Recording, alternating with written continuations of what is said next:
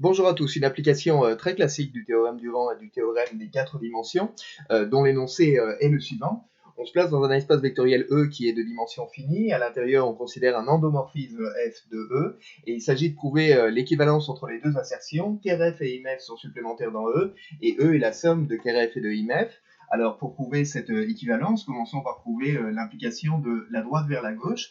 Donc, on suppose que E est égal à KRF plus IMF. Et sous cette hypothèse, il faut arriver à prouver que KRF et IMF sont supplémentaires dans E. Donc, puisque on a fait cette hypothèse, eh bien, on peut affirmer que la dimension de E, c'est la dimension de KRF plus IMF qui est donnée d'après le théorème des quatre dimensions, donc d'après le T4D, par la dimension de KRF plus la dimension de l'image de F moins la dimension de l'intersection entre KRF et IMF, donc moins la dimension de l'intersection.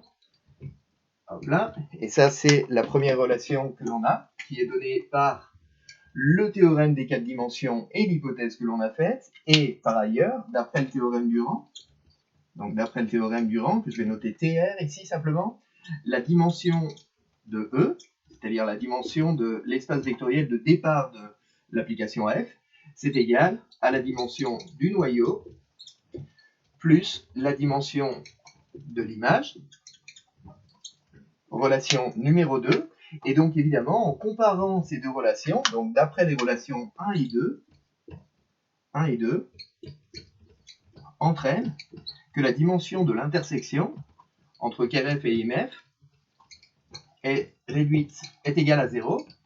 Dire que la dimension de l'intersection est égale à 0, c'est dire que KRF inter IMF est réduit au vecteur nul, cette intersection est réduite au vecteur nul, et par conséquent, ce que l'on a, c'est que E est égal à KRF plus IMF, parce que ça, c'est l'hypothèse que l'on a faite. KRF inter l'image de F est réduite au vecteur nul, ça, c'est la conclusion à laquelle on est arrivé, et ces deux assertions en même temps permettent d'affirmer que KRF et IMF sont supplémentaires dans E, ce qui prouve l'implication de la droite vers la gauche. L'implication de la gauche vers la droite est triviale, parce que évidemment, si KRF et IMF sont supplémentaires dans E, en particulier, KRF plus IMF est égal à E. Donc voilà pour la preuve de cette équivalence, et voilà pour la correction de ce premier exercice extrêmement classique d'application du théorème du rang et du théorème de quatre dimensions. A bientôt pour de nouvelles aventures en algèbre linéaire.